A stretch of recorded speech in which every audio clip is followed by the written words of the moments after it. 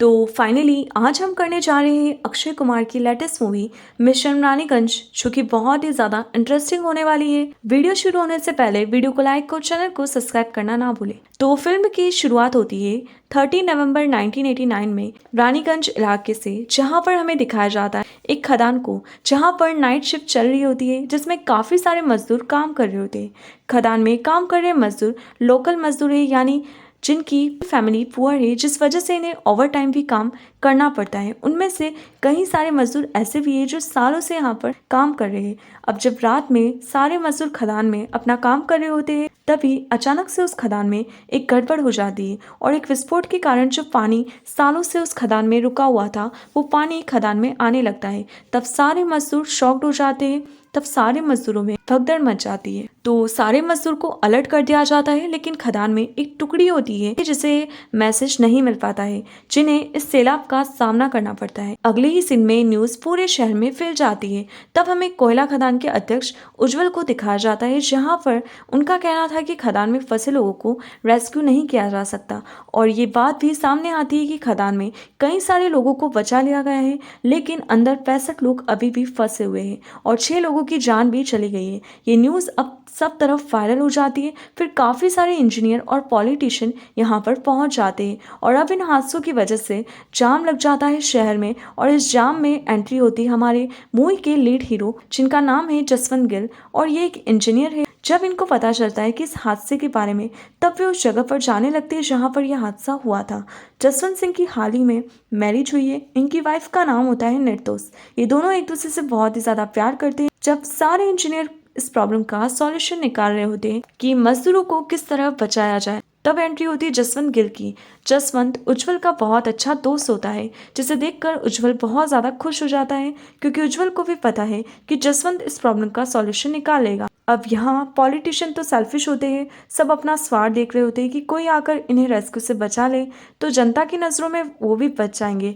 यहाँ पर मजदूरों की फैमिली भी बहुत आक्रोश में दिखाई देती है। अब जसवंत एक प्लान बनाता है और फिर हमें एसएससीएल के डायरेक्टर सेन को दिखाया जाता है। सेन जो होता है वो यही सारा काम करता है, पर वो ज़्यादा इंटरेस्ट नहीं दिखा रहा होता है इन सब चीज़ों में। तभी उसे लालच दिया जाता है कि उसे उज्जवल की कुर्सी मिल जाएगी। तब वो इस प्लान में शामिल हो जाता है। वे सभी को समझाते हैं कि एक पॉइंट से हम एक बड़ी सी पार्टी को अंदर भेज सकते हैं। पार्टी के द्वारा सभी लोग एक एक करके उसमें बैठकर आ सकते हैं, लेकिन जसवंत ये जान जाता है कि अंदर पानी का सैलाब बहुत ज़्यादा है, ये प्लान काम नहीं करेगा। लेकिन डायरेक्टर होने के कारण सभी को उनकी बात माननी पड़ती है और जसवंत को यहाँ पर चुप होना पड़ता है। अब इन्हें यहाँ ये भी मालूम नहीं होता है कि खदान में कितने लोग जिंदा है और वो भी किस जगह पर है। मूवी में सीन को शिफ्ट किया जाता है खदान में, जहाँ पर उन मजदूरों को दिखाया जाता है जो खदान में फंसे हुए हैं। वो किसी तरह उस सैलाब से बच गए थे, लेकिन पानी धीरे धीरे इनकी तरफ ऊपर की ओर बढ़ रहा था। तभी इन्हीं मजदूरों में से पासू नाम का एक आदमी है, जिसे इस खदान के बारे में काफ़ी ज़्यादा एक्सपीरियंस है। वो उनसे कहता है कि हमें इस खदान के पीक पॉइंट पर जाना होगा, क्योंकि खदान का पानी वहाँ तक नहीं पहुँच पाएगा।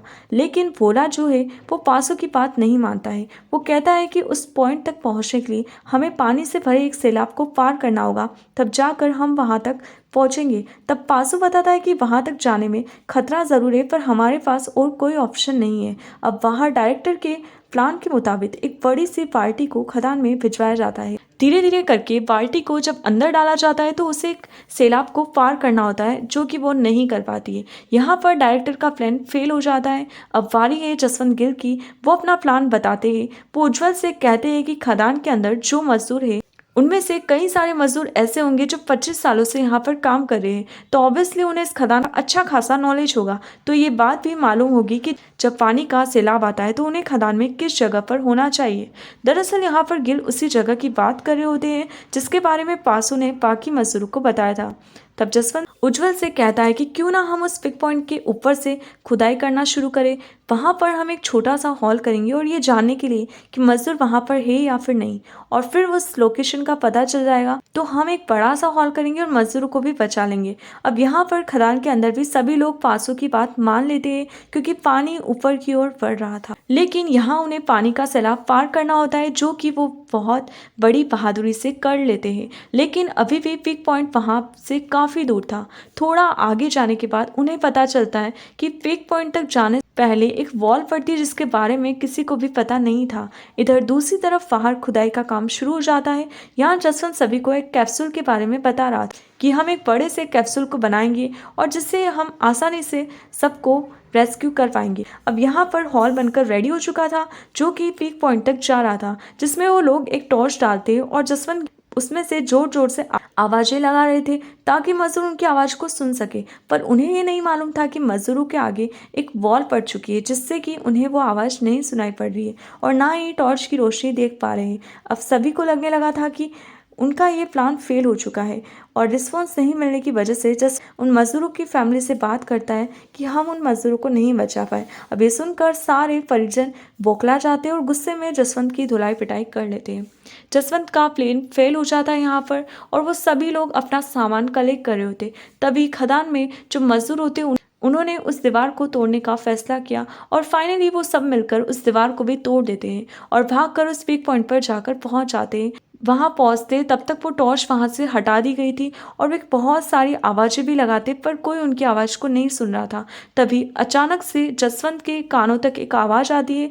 तभी वो यहाँ से सभी से कांटेक्ट करना शुरू करता है। सभी को मालूम चल जाता है कि जसवंत का प्लान अभी भी फेल नहीं हुआ है। अब जसवंत को मालूम चलता है कि सभी जिंदा है और वो आगे की प्लानिंग शुरू करता है। वो उस होल के द्वारा सभी मजदूर को खाना वगैरह और मेडिसिन पहुंचाता है। पर अभी जसवंत की टीम को एक बड़ा सा हॉल करना था। एक टेलीफोन को अंदर भेजता है और वो पासों से बात करता है और अंदर का जायजा लेता है और बताता है कि यहाँ क्या क्या हो सकता है। जसवंत पासों से कहता है कि हम तुम्हें बचा तो लेंगे, लेकिन यहाँ पर एक और प्रॉब्लम थी कि खदान के अंदर मीथेन या फिर कार्बन डाइऑक्साइड लीक हो सकती है। खदान के काफ़ी सारे मजदूरों की जान खतरे में है। तब जसवंत पासू को और अंदर जाने के लिए कहता है और पता लगाने के लिए कहता है कि अंदर कौन सी गैस लीक हो रही है। तब पासू जसवंत को बताता है कि अंदर कार्बन डाइऑक्साइड लीक हो रही है। पासू ने अपने किसी भी मजदूर को ये बात नहीं बताई होती है क्योंकि जसवंत ने उसे मना करा था। अब इस मिशन में 48 आवर्स में सभी मजदूरों को रेस्क्यू नहीं किया गया तो गैस लीक होने की वजह से मजदूरों की जान चली जाएगी। तब जसवंत बिंदल को जल्दी से खुदाई करने को कहता है। तब बिंदल कहता है कि लगभग इस काम को करने में मुझे 40 आवर्स लगेंगे। तब जसवंत बिंदल को 40 आवर्स दे देता है।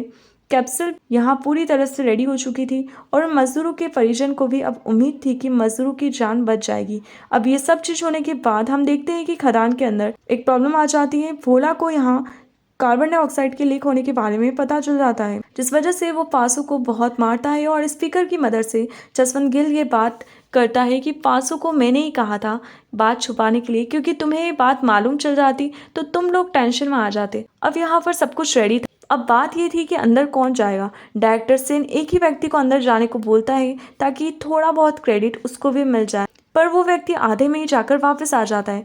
तभी यहाँ किसी के भी अंदर नहीं जाने पर जसवंत ये डिसीजन लेता है कि वही अंदर जाएगा और जैसे ही वह अंदर जाता है सारे मजदूर उसे देखकर खुश हो जाते हैं। लेकिन यहाँ भी एक प्रॉब्लम थी, कैप्सूल को रस्सी से बांधा जाता है जिस वजह से सब बाहर के आने के लिए लड़ रहे होते हैं कि पहले मैं जाऊँगा। सॉल्यूशन यहाँ जसवंत ने पहले ही ढूंढ लिया था। नीचे आने से पहले 65 नंबर तक की पर्ची भी बना ली थी और सबको बांट दी थी। जिसका नंबर पहला आएगा वो पहले जाएगा।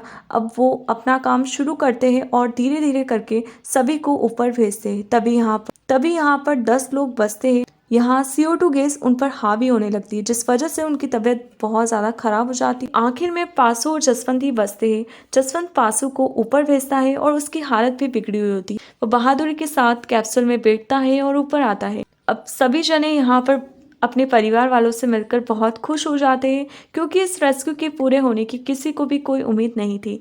लोग जसवंत को भगवान मानने लगे। वहीं पर गिल कार्बन डाइऑक्साइड के बढ़ जाने पर बेहोश हो जाता है।